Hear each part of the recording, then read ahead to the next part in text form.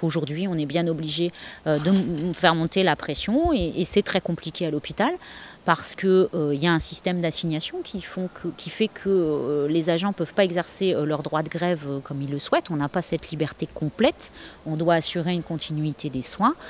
Donc à partir du moment où ils sont en sous-effectif, ils sont tous assignés. À partir du moment où ils sont tous assignés, la grève ne peut pas produire ses effets.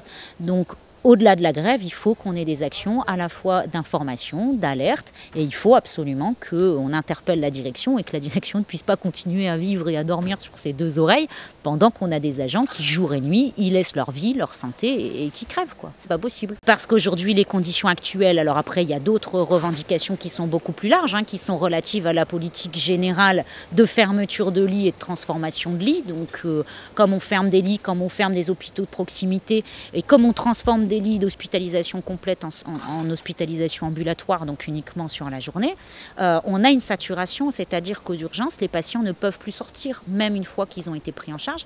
Il n'y a pas de solution de sortie puisqu'il n'y a pas de lit disponible dans les hôpitaux. Donc, ça engorge les urgences. Quand les urgences sont engorgées, vous avez des brancards partout et vous avez un personnel qui est sollicité en permanence et sur des choses qui ne relèvent plus forcément des urgences.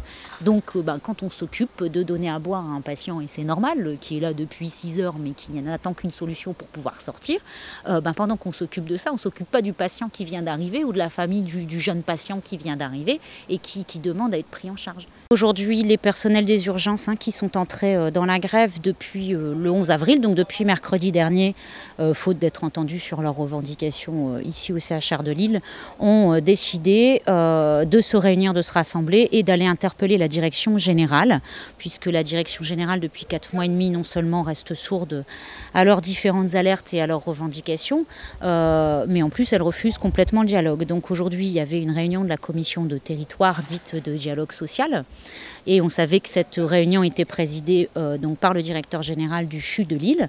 Donc, faute d'avoir un directeur général qui nous reçoive ou qui vienne à la rencontre des personnels, les personnels sont allés à sa rencontre. Mais malheureusement, il a quitté la réunion en refusant toujours de les entendre. De la direction, on attend des propositions sérieuses parce que le problème qu'on a avec la direction, c'est que ça fait plusieurs mois qu'on alerte, que c'est pas entendu, que la grève a démarré le 11 avril. Si cette grève a démarré, c'est bien parce que les négociations n'ont pas abouti. Et ces négociations n'ont pas abouti puisque la direction n'a accédé à aucune des revendications portées par le préavis de grève. Il faut des moyens humains, qualifiés, adaptés, en nombre suffisant pour avoir des soins sécurisés, un accueil sécurisé et des conditions de travail sécurisées. Donc à la fois pour les agents et pour les patients.